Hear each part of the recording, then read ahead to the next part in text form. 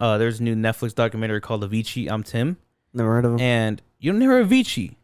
No. Oh, sometimes I get a good feeling. Get a good feeling. Yeah. Yeah, he made that. And he he made a bunch of other songs like Wake Me Up When It's All Over. So he's not the artist, he's the writer, right? Oh, he is the artist. He wrote it all, but like those vocalists are like other artists on top so of it. he just wrote the songs and he sold them. He ain't like DJ Khaled type shit, but he's like pretty well known with those musics and those songs. Because funny enough, hold on, I was on TikTok of all things. I was watching how that one guy, he made a song. It was like really like it was a hit. Forgot what song it was, but he then sold a song called Sugar to Maroon 5. And then he also sold a song called Boyfriend to Justin Bieber. If I was your boyfriend. That one? So, yeah, but that's what I was trying to say. Like, he's a writer. You know what I'm saying? Anyway, continue. Yeah, but he didn't like sell any of his songs, but he would make like the beat. And then he would just have, or like the melodies and shit, and then he would just have like an artist like sing over it for him. Yeah. And it would be like a, collaborative thing. And, rest in peace, Avicii, bro. Oh, he died? Fly high. He killed himself. Say swear. No, for real. He killed himself back in, I believe it was 2017. Why, bro? So this is why I want to talk about it because, long story short, he was obviously very, very into music. Yeah. And then I forgot what the first song it was that got him on the map, but after a while he was like, making banger after banger. And the song that got him, some notoriety at first was Hey Brother. Hey Brother. And there was another song he came out, what was it called? Addicted. Did it? Addicted. Oh, I thought you said Addicted. And then the song that got him, put on the map officially was Wake Me Up. Wake Me Up. But doesn't Imagine Dragons sing that? No. Bro, I could have sworn Imagine Dragons saying that. No, that's Wake Me Up. As Radioactive. Oh, okay. Radioactive. But when he was already pretty big when he I heard they were fucking assholes, so we might get copyrighted, bro. Who, Imagine Dragons? Yeah. Oh, they're fucking, people hate on them, really. And when Avicii had already made Levels too, which was sometimes I get a good feeling. Yeah. And then once he made Wake Me Up, that's when his popularity just fucking skyrocketed and shit. And in the documentary, he talks about how at first he felt super stiff on stage, so he started taking alcohol. Yeah. Which already is a fucking, pretty fucking, it's a little domino leading to a domino effect. Yeah. And then after a while, he took way too much alcohol. And then after more while, he was starting to lose a lot of weight. And long story short, the fame just really, really got to him because his label also, he made a really good point about the music industry where he said that making music at this point was really, really hard to make because somebody told them, like, if you can't make a song that catches somebody's attention the first 5 seconds, it's a shit song. And that's true. And on top of what Avicii's already, put on his resume, you're already telling him, like, hey, you got to make something bigger than Levels. You got to make something bigger than Wake Me Up, which is like, how the fuck? That's like telling who directed Titanic? I don't fucking know. It's like telling the director of Titanic to make something bigger than that, which is already a bigger movie.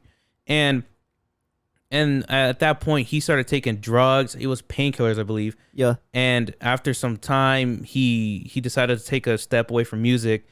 And it was really sad because after a while, he said that it was like years that he had made music.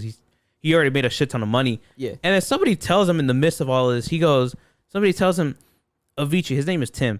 His real name is Tim. He's like, Tim, how do you feel that you made somebody's salary in 5 years in one night?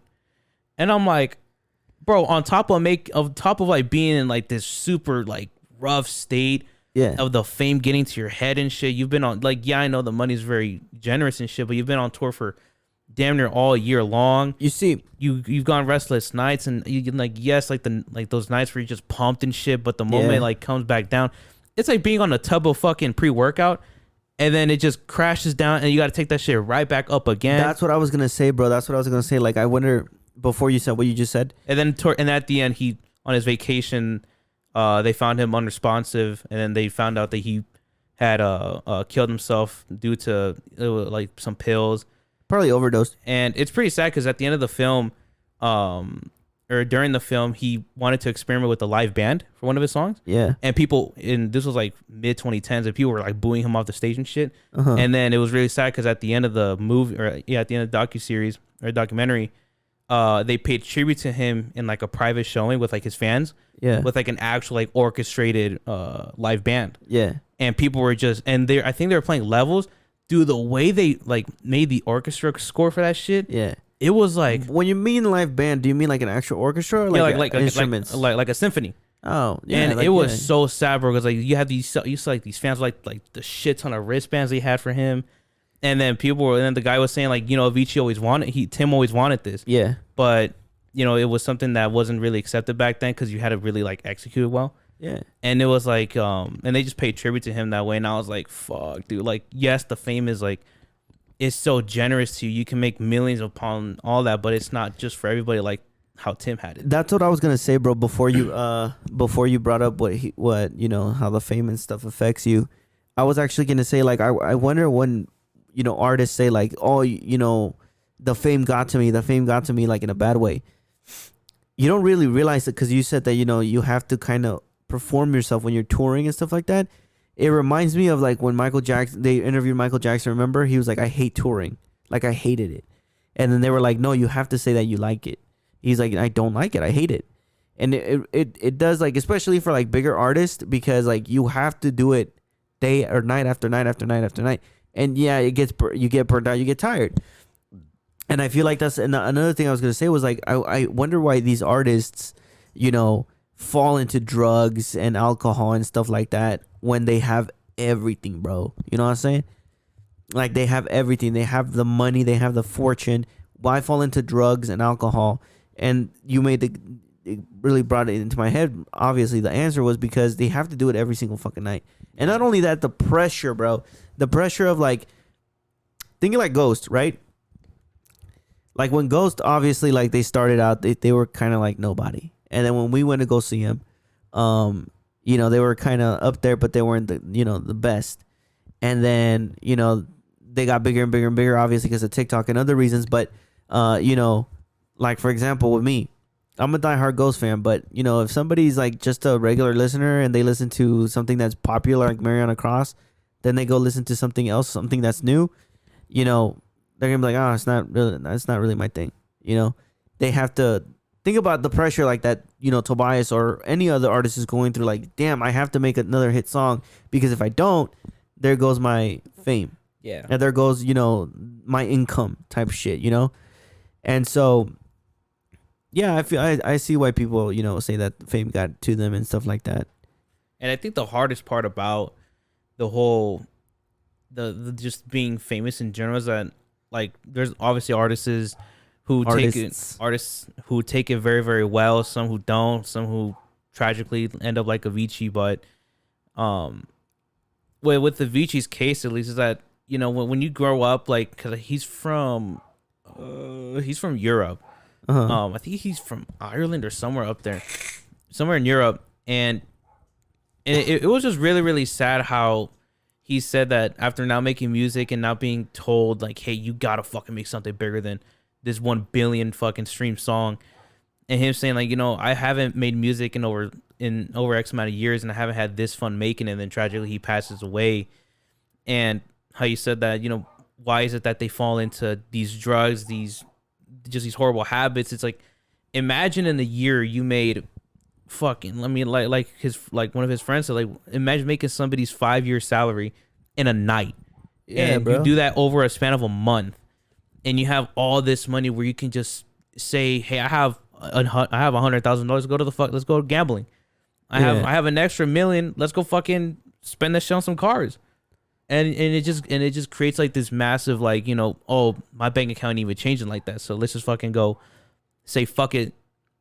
It don't even matter. I think it also it evolves around who you hang out with, bro. Like, cause I'm gonna be honest, bro. If I'm gonna go see somebody, like for example, like I hope, and I'm saying this because I'm bringing up Ghost again, because you know I love Ghost. Tobias, baby, what's up? You know, I hope that when I go see, you know, when we go to see Ghost, he's not fucking drunk off his ass, you know. because I'd rather have somebody that's sober and put a shit show than somebody that's drunk and put on a shit show. You know what I'm saying? Like, I'd rather have him be, sober and, like, put everything out there so we can make his fans happy. You know what I'm saying? And they'll keep coming back. I don't want to see, an artist live who's fucking high on drugs or popping pills and high on, or drunk on alcohol perform, because then it's just not a good show. Yeah. And again, I think it evolves around the people you hang out with. If you hang out with people who are hanging out with you because they know you and, they want what's best for you, it's better than to hang out with people that are going to be temptation and lead you into peer pressure and be like, hey, let's do these drugs real quick. And it's even worse today with the heightened social media aspect of it too.